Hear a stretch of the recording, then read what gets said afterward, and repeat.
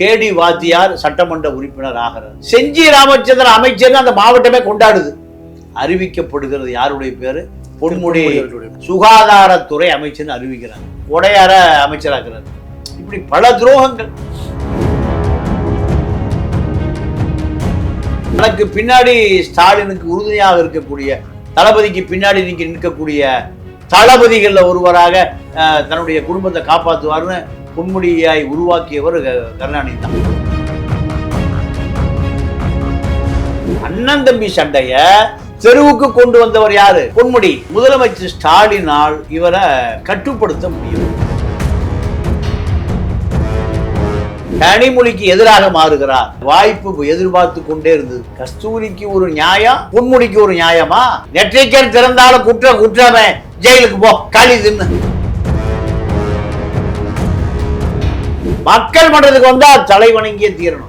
மக்கள் தான் தன்னுடைய ஆசானாக நினைத்தார்கள். ஆனா இந்த கேடி வாத்தியாரு ஓசியில கண்டு கொடுத்தா ஏசி போட்டுக்கிறீங்களா? இதெல்லாம் ஒரு பெரியார் தொண்டனாக இருப்பதற்கு இந்த பொன்முடிக்கு தகுதியே இல்லை. பொன்முடியினுடைய அரசியல் எங்கே ஆரம்பித்தது? பகுத்தறிவாளர் கழக பேச்சாளராக வாழ்க்கை ஆரம்பித்து நீ 1000 கோடிக்கு சொந்தக்காரனாக இந்த திராவிட இயக்கம் தான் உன்னை மாற்றியது. இந்த மக்கள் தான் உன்னை மாற்றினார்.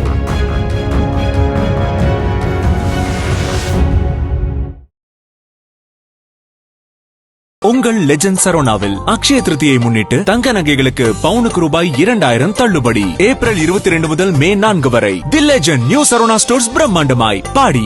நாமக்கல்ல திருச்செங்கோடு மெயின் ரோட் எர்ணாபுரத்துல இருக்கிற ஸ்பைரோ பிரைம் பப்ளிக் ஸ்கூல்ல +2 போர்டு எக்ஸாம்ஸோட சேர்த்து நீட் அண்ட் ஜேஇ கோச்சிங்கும் கொடுத்துட்டு இருக்காங்க. உலக தமிழர்களுக்கு வணக்கம். இது கிங் டிவி.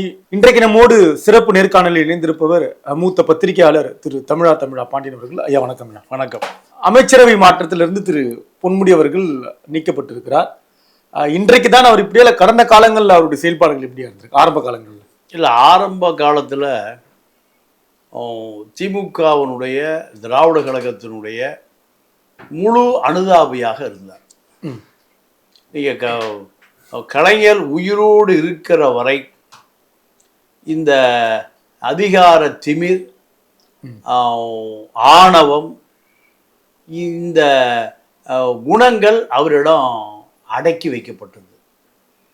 ஆனால் கருணாநிதிக்கு மறைவுக்கு பிறகு முதலமைச்சர் ஸ்டாலினால் இவரை கட்டுப்படுத்த முடியவில்லை. காரணம், கருணாநிதியிடம் அரசியல் செய்த காரணத்தினால் அவருடைய மகனான ஸ்டாலினிடம் இவர் கட்டுப்பட மறுக்கிறார். திராவிட இயக்கத்திலிருந்து, அதாவது திராவிடர் கழகத்திலிருந்து வருகிறவர்களுக்கு எப்பொழுதுமே ஒரு தன்னம்பிக்கையும் ஒரு அதிகார திமிரும் பதவி ஆணவமும் இயற்கையாகவே இருக்கும்.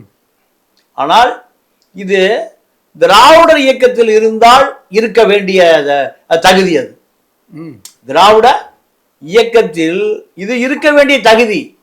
ஏன்னா திராவிட இயக்கம் என்பது தந்தை பெரியார் என்ன சொல்றாருன்னா, தன்னை போலவே தன்னுடைய தொண்டர்களும் இருக்கணும். சமூகத்தை, அதாவது பேரன்பும் பெருங்கோபமும். அவனுக்கு எந்த எதிர்பார்ப்பும் இல்லை. பெரியார் தொண்டனுக்கு எந்த எதிர்பார்ப்பும் இல்லை. ஓட்டு பொறுக்குவதில்லை. முட்டாள்கள் ஓட்டு போடுகிறான், அயோக்கியர்கள் ஆட்சிக்கு போகிறான். அதனால சமூக விழிப்புணர்வு மட்டும்தான் பெரியார் தொண்டர்களுக்கு அடிப்படை சொத்து. அவன் சமூகத்திற்காக ஆதிக்க சக்திகளை, மேட்டுக்குடி பார்ப்பனர்களை கிழித்து தொங்க விடுவது அவனுடைய கொள்கை. அப்ப அவன் யாருக்கும் அடங்க மறு, அத்து மீறு, திருப்பி அடி, திமிரி எழு, இதுதான் அம்பேத்கர் சொன்ன கொள்கையை விட இது திராவிட இயக்க பெரியார் தொண்டனுக்கு தான் சால பொருந்தும். ஆனால் நீ திராவிடர் இயக்கத்தில் கற்றுக்கொண்டதை பகுத்தறிவாளர் கூட்டத்தில் 100 ரூபாய் வாங்கி கொண்டு பேசுகிற ஒரு பேச்சாளர் நீ. திரு பொன்முடி அவர்கள் தெய்வ சிகாமணி, அவருடைய சொந்த பெயர் தெய்வ சிகாமணி. கேடி வாத்தியார், கே கந்தசாமி அவங்க அப்பா பேர், இவர் பேர் தெய்வ சிகாமணி. அவரை விழுப்புரம் பள்ளிக்கூடம், விழுப்புரத்துல திமுக வட்டாரத்தில் இவருக்கு என்ன வாத்தியார் பேரு? கேடி கேடி வாத்தியார். இதுதான் பகுத்தறிவாளர் கூட்டங்களுக்கு போகக்கூடிய ஒரு பகுத்தறிவு பேச்சாளர். 3000 ரூபாய் சம்பளம் விழுப்புரம் அரசு கல்லூரியில். இதுதான் இவருடைய வாழ்க்கை. இது இப்படி இருந்தவர் வீரமணியால் வெளியே விரட்டப்படுகிறார். எதனால் விரட்டப்படுகிறார்னா, கோவை ராமகிருஷ்ணன், தெய்வ சிகாமணி, திருச்சி களத்தூர் மணியில் திருச்சி செல்வேந்திரன், இப்படி மூத்த தலைவர்களை 84ல் விரட்டப்படுகிறார். அந்த காலகட்டத்தில் நானும் கோவை ராமகிருஷ்ணனோடு திராவிட கழகத்திலிருந்து வெளியேறினோம். வெளியேறிய பிறகு அத்தனை பேர் நேராக கருணாநிதி கூப்பிட விடுறார். அப்போ கருணாநிதி முதலமைச்சர் இல்லை, எம்ஜிஆர் முதலமைச்சர். அத்தனை பேரும் கழகத்தில் செய்த வேலைகளை திமுகவோட இணைஞ்சு செய்யுங்கிறார். அப்போ தெய்வ சிகாமணி திமுகவில் இணைந்து கொண்டார், திருச்சி செல்வேந்திரன் இணைந்து கொண்டார், கோவை ராமகிருஷ்ணன், ஆறுசாமி 2 பேரும் பெரியாருடைய துண்டுகளை, பெரியாருடைய சுயமரியாதை பிரச்சாரங்களை நாங்கள் தொடர்ந்து செய்ய போகிறோம், திமுகவில் இணையவில்லைன்னு கருணாநிதியிலிருந்து வெளியே போயிடுறாங்க. கருணாநிதி சொல்றார், வீரமணியிடம் இருந்த 2 புறாக்கள் என்னுடைய மடியில் வந்து விழுந்ததுங்கிறார். அந்த புறாக்களை எடுத்து நான் மருந்து தடவி மீண்டும் கழகத்தில் இணைத்து கொண்டேன்னு கருணாநிதி அன்னைக்கு முரசொலியில் எழுதுகிறார். இந்த தெய்வ சிகாமணி திமுகவில் இணைந்து கொண்ட வரலாறு தான். திமுகவில் இணைந்து கொண்ட பிறகு எம்ஜிஆர் மரணம் 87, 88 ஆளுநர் ஆட்சி, 89ல் திமுக சட்டசபை தேர்தல், அதிமுக ஜே 2 உடையும், திமுக ஆட்சிக்கு வருவதற்கான வாய்ப்பு உருவாயிருக்கு. 77 ஆட்சி பறி கொடுத்த திமுக 89ல் ஆட்சிக்கு வருவதற்கான 87 சாரி 89 தான்.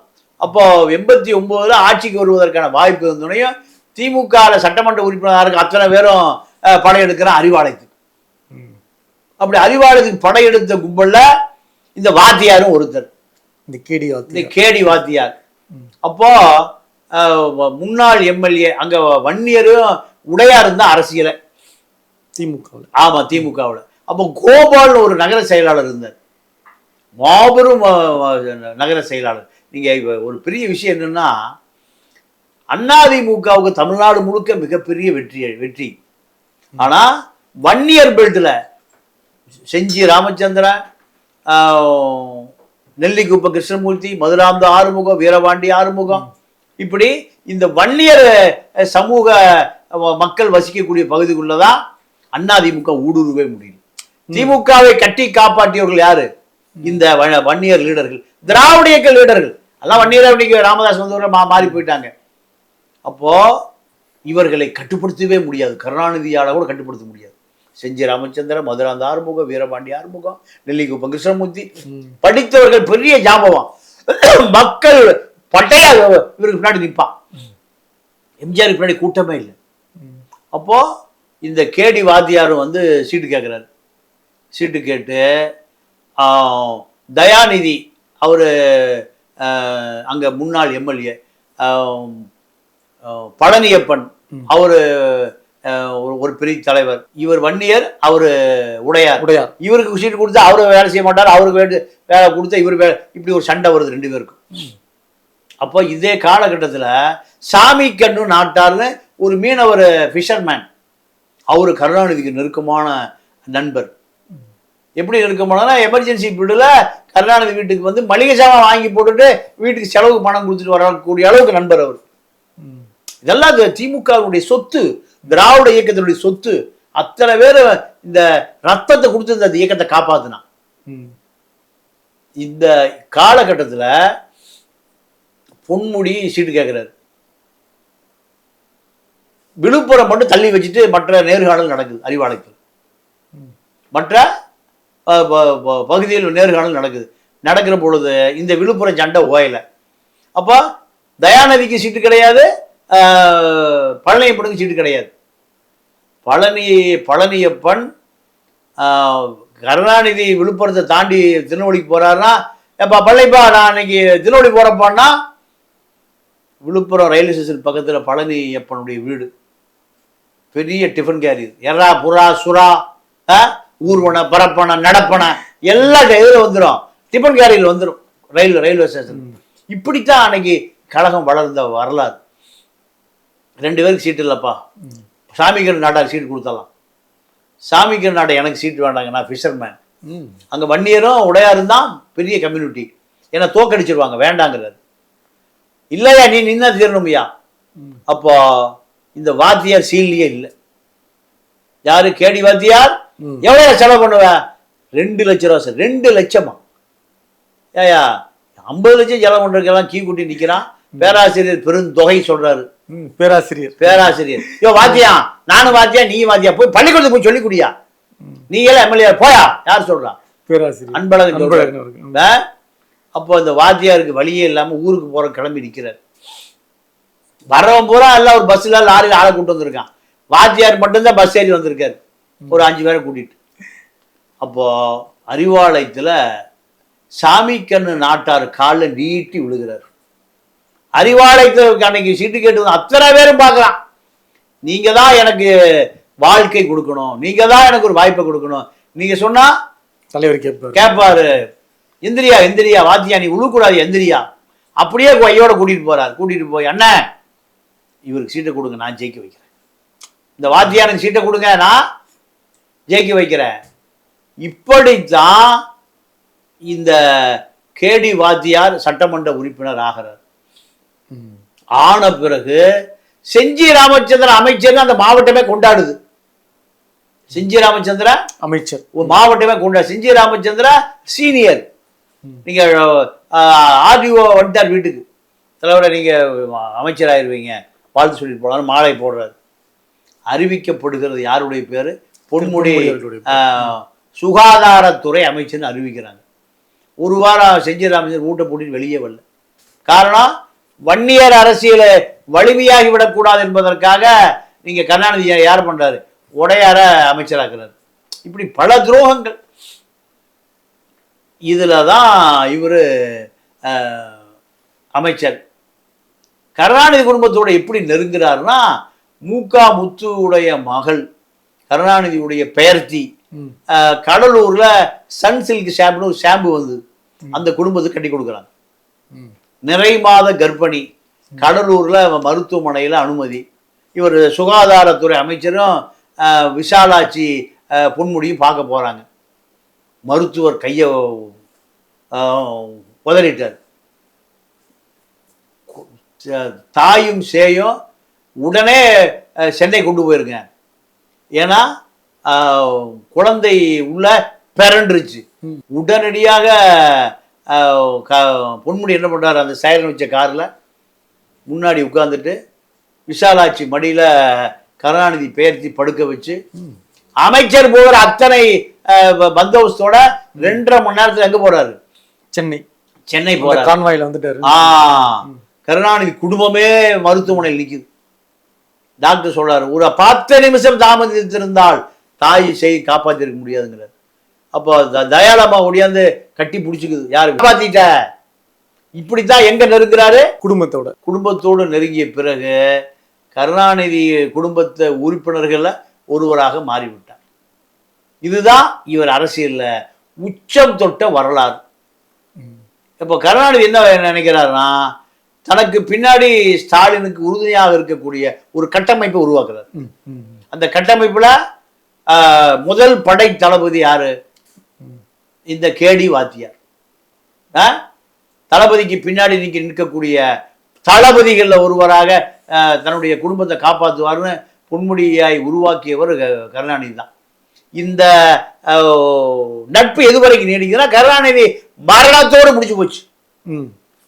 கனிமொழிக்கு எதிராக மாறுகிறார். இப்ப இவருக்கு பதவி போனது காரணமே கனிமொழி தான். என்னன்னா, இவரு சைவமா வைணவமா இந்த கதையை பேசும்போது கனிமொழி அப்படியே எடுத்து எக்ஸ்ட்ரா போடுறாங்க. போட்டு அதை அப்படியே என்ன பண்றாங்க, வைரல் ஆக்குகிறார். இது நீங்க முதலமைச்சருக்கு போகுது. முதல்ல போனது பார்த்தது யாருன்னா முதலமைச்சருடைய மனைவி துர்காமா தான் பாக்குறாங்க. இப்படி பேசியிருக்காரு, எப்படி வெளியில போறது, எப்படி திமுக குடும்பத்து பெண்கள் எப்படி இதை சகித்துக் கொள்வார்கள்? அதுக்கு உடனடிய பலன் தான் துணை பொதுச் செயலாளர் பதவியிலிருந்து நீக்கப்பட்டார். முதல்ல கட்சி பதவியிலிருந்து. அதன் பிறகு இது அந்த வெப்பம் தனியுமானா வெப்பம் மேலும் குதிக்க ஆரம்பிச்சிருச்சு. அதன் பிறகு வேறு வழியே இல்லாமல் என்ன நடந்ததுன்னா நீதிமன்றத்தில் தலையிடுது. நீதிமன்றம் கேட்குது, ஏண்டா கஸ்தூரி என்ன சொன்னுச்சு அந்த அம்மா, தெலுங்கு பெண்கள் அரசர்களுடைய அந்த புறத்தில் பணிவிடை செய்வதற்காக அமர்த்தப்பட்டார்கள், பாலியல் தொழில்னு சொல்லுது. உடனே கஸ்தூரிக்கு தனிப்படை, சிறப்பு படை, அந்த அம்மா ஓடி போய் ஹைதராபாத்தில் கட்டில் கடையில் ஒழிஞ்சுக்குது. இந்த சிறப்பு படை எங்க போகுது? ஹைதராபாத் கட்டில் கடையில் போய் முடிச்சுட்டு வருது. அந்த அம்மா சொல்ல, எனக்கு பையன் ஒருத்தன் ஸ்பெஷல் சைல்டு, சிறப்பு குழந்தை, என்னை ஐயோ என்னை உள்ள வைக்காதீங்க, என்னை வெளியே விடுங்கிறது. நீ நெற்றிக்கன் திறந்தாலும் குற்றமே, ஜெயிலுக்கு போ, களி தின்னு. கஸ்தூரிக்கு ஒரு நியாயம், பொன்முடிக்கு ஒரு நியாயமா? அதை விட கடுமையா பேசிய பொன்முடி மீது எஃப்ஐஆர், அதாவது சட்டப்படி நடவடிக்கை எடுத்து நீங்க வழக்கு பதிவு செய்ய வேண்டும் என்று நீதிமன்றம் சொல்லுது. நீதிமன்றம் ஆனந்த் வெங்கடேஷ் நீதியரசர் நீங்க வழக்கு பதிவு செஞ்சு ஆகணும் சூமோட்டாவா தலைமை நீதிபதி கொண்டு கொடுத்துட்டாரு.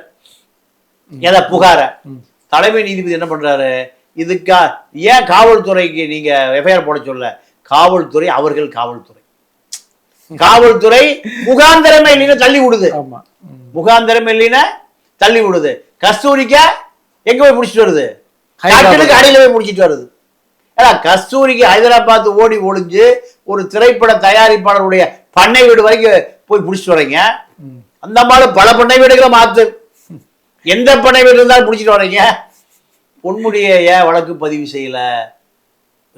உயர் நீதிமன்றம் இந்த கேள்விக்கு பதிலே சொல்ல முடியல. இல்லை, அடுத்து என்ன மாதிரியான நகர்வு இருக்கும், என்னுடைய எதிர்காலம் என்னவா இருக்கும் பொன்முடியுடைய? இல்லை, இப்போ பொன்முடியை பொறுத்தவரைக்கும் பொன்முடி என்ன சொல்றாருன்னா, கனிமொழி என்னை பழி வாங்கி விட்டார் நாடாளுமன்றம். ஏன்னா விக்கிரவாண்டி இடைத்தேர்தலுக்கு அன்னியூர் சிவாவுக்கு ஆதரவு தெரிவித்து சுவரட்டி எல்லாம் ஒட்டப்பட்டது. அதை பொன்முடி ஆட்கள் ஆதரவாளர்கள் கிழித்தெறிகிறார்கள். அந்த அம்மா அங்க பேசவே இல்லை.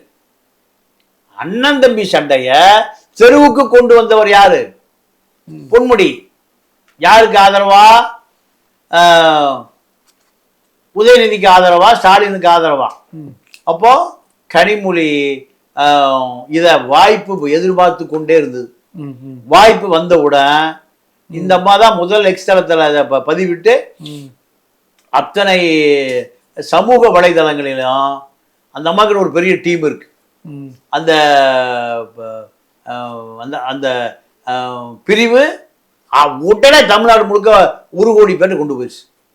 இதை எதிர்பார்க்கவே இல்லை. சமூக வலைதள தாக்குதல் என்பது நிலை குலைந்து போனார் பொன்முடி. வேறு வழியே இல்லாமல் நீதிமன்றம் எஃப்ஐஆர், ஒரு அமைச்சர் மேல எஃப்ஐஆர் போட்டே ஆகணும்னு முடிவு செய்து நீதிமன்றம் கையில் எடுத்த பிறகு, நீதிமன்றமே கையில் எடுத்த பிறகு மக்கள் மன்றம் காப்பாற்றவே முடியல. சட்டமன்ற தேர்தலில் வாய்ப்பு இருக்குமா அவருக்கு? அதில் இல்லை, அதாவது இப்போ அங்கே இப்போ உடனடியாகவே இவருடைய பிரதான எதிரி அதிமுகவில் இருக்கக்கூடிய முன்னாள் அமைச்சர் MC சம்பத்தினுடைய சிசின் தான் இந்த லட்சுமணனை இவர் உள்ளேயே விடலை. ஆனால் இன்னைக்கு அவரு தான் மாவட்டம். அப்போ பொன்முடியினுடைய சாம்ராஜ்யம் சரிக்கப்பட்டது. அவரே முடிவு பண்ணி என்ன சொல்றாரு நண்பர்கள்ட்ட, நான் போய் இப்போ பெரியாரை ஆய்வு செஞ்சு புத்தகம் எழுத போற கடைசி காலத்துல. இப்ப அவர் வயசு ஒரு 78-80 ஆகி போச்சு. நான் மீதி காலத்தை பெரியாரை ஆய்வு செய்கிறேன்.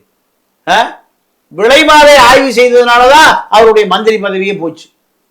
இப்போ இது என்ன காரணம்னா, அகங்காரம், திமிர், ஆணவம், பல ஆயிரம் கோடி, 3000 ரூபாய் சம்பளம் வாங்கிட்டு சாதாரண வாத்தியாராக இருந்த பொன்முடிக்கு இன்னைக்கு எவ்வளவு பணம் இருக்கு? 10,000 கோடி. 10,000 கோடி பணம், திமிரு கண்ணை மறைக்குது.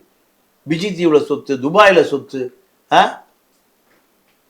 ஒரு பெரிய என்எல்சியை உருவாக்கி வச்சிருக்காரு விழுப்புரம் பாண்டிச்சேரி பார்டர்ல.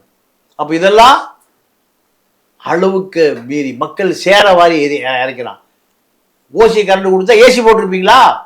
ஓசி கராக்கி. இப்படி திமிருத்தனம். மக்கள் தான் ஆசான். மாவோ சொல்லுவார், மக்களிடம் கற்றுக்கொள்ளுங்கள், கற்றுக்கொண்டே போராடுங்கள், போராடிக்கொண்டே கற்றுக்கொள்ளுங்கள். இதுதான் மார்க்ஸ் சொன்னது. மக்கள் தான் ஆசான். ஜெயலலிதாவுக்கு இல்லாத திமிரா உலகத்துல. ஜெயலலிதா என்ன சொல்லும்? மக்களுக்காக நான், மக்களுக்காக நான், எனக்காக மக்கள். ஜெயலலிதா மக்கள் மன்றத்துக்கு வந்தா தலை வணங்கியே தீரணும். எம்ஜிஆர் என்ன சொல்லுவாரு? எம்ஜிஆரை போல ஒரு தனிப்பெரும் தலைவரை பார்க்கவே முடியாது. பணம் கொடுக்காம ஜெயிக்கிறாள். மக்களால், மக்களுக்காக, மக்களே நடத்துகிற ஆட்சி தான் மக்களாட்சி. இப்படி மக்களை நோக்கித்தான் அத்தனை பேரும் மக்கள் தான் தன்னுடைய ஆசானாக நினைத்தார்கள். ஆனா இந்த கேடி வாத்தியாரு ஓசியில கரண்ட் கொடுத்தா ஏசி போட்டுக்கிறீங்களா? சேரவாரி அடிக்கிறான். பெண்கள் இலவச பஸ் பாஸ் கொடுத்தா ஓசி கராக்கிங்கிறார். இதெல்லாம் ஒரு பெரியார் தொண்டனாக இருப்பதற்கு இந்த பொன்முடிக்கு தகுதியே இல்லை. பெரியார் மரணம் அடைகிற வரை ரயிலில் 3rd கிளாஸ் தான் போவார், 3வது கிளாஸ். அப்ப என்ன இருக்குன்னா கட்டை இருக்கு. இப்பெல்லாம் நீங்க அதை பார்த்தது, நான் போயிருக்கேன். அந்த கட்டையில் கட்டை தான் இருக்கும், கட்டையில தான் உட்காந்து போகணும். இப்படி வாழ்ந்தவனுடைய தொண்டன்னு சொல்லிக் கொள்வதற்கு உனக்கு தகுதியே இல்லை. அந்த பெரியார் கடைசி வர சிக்கனமாக வாழ்வது எப்படி சிக்கனமாக வாழ்ந்தார். பிரிட்டிஷ்கார காலத்திலேயே வருஷம் 2 லட்சம் ரூபாய் வரி கட்டக்கூடியவர். எங்க திரும்பினாலும் ஈரோட்ல பெரியாருடைய சொத்துக்கள் தான் இருந்தது. அந்த அவ்வளோ பெரிய கோடிகளை குவித்த அந்த கோமகன் கடைசி வரைக்கும் மனைவிக்கு வருஷத்துக்கு 3 கருப்பு சேலையும் வெள்ளை ஜாக்கெட்டும் தான். இவர் 3 லுங்கி 4 சட்டை, குளிக்கவே மாட்டார். குளிச்சா தாண்டா மாத்திரம். பெரியார் குளிக்கவே மாட்டார். அவ்வளோ சிக்கனமா இருந்த ஒரு பெரியார் தொண்டன் சொல்லிக் கொள்வதற்கு உனக்கு தகுதியே இல்லை. அதனுடைய விளைவுதான் மக்கள் மன்றத்தால் உன்னை வைத்துக் கொள்ள முடியாமல் துணை பொதுச்செயலாளரும் இல்லை, அமைச்சரும் இல்லை, தூக்கி எறியப்படுவதற்கு காரணம் மக்களுடைய பெரும் கோபம்தான்.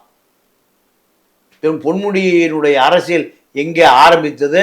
பகுத்தறிவாளர் கழக பேச்சாளராக வாழ்க்கை ஆரம்பித்த நீ 1000 கோடிக்கு சொந்தக்காரனாக இந்த திராவிட இயக்கம் தான் உன்னை மாற்றியது. இந்த மக்கள் தான் உன்னை மாற்றினார்கள். ஆனா இப்போ உன்னுடைய வாய் திமிர், அதிகாரம், அகங்காரத்தால் தெருவிலே தூக்கி வீசப்பட்டு இப்போ புத்தகம் எழுதுவதாக நெருங்கிய நண்பர்களிடம் புலம்பிக் கொண்டிருக்கக்கூடிய நிலையை ஏற்படுத்தியதும் மக்கள் தான். தொடர்ந்து பேசலாம். நன்றி, வணக்கம். உங்கள் லெஜண்ட் சரோனாவில் அக்ஷய திருதியை முன்னிட்டு தங்க நகைகளுக்கு பவுனுக்கு ரூபாய் 2000 தள்ளுபடி. ஏப்ரல் 22 முதல் மே 4 வரை. The legend new Saravana stores பிரம்மாண்டமாய் பாடி. நாமக்கல்ல திருச்செங்கோடு மெயின் ரோட் எர்ணாபுரத்துல இருக்கிற ஸ்பைரோ பிரைம் பப்ளிக் ஸ்கூல்ல +2 போர்டு எக்ஸாம்ஸோட சேர்த்து நீட் அண்ட் JEE கோச்சிங்கும் கொடுத்துட்டு இருக்காங்க.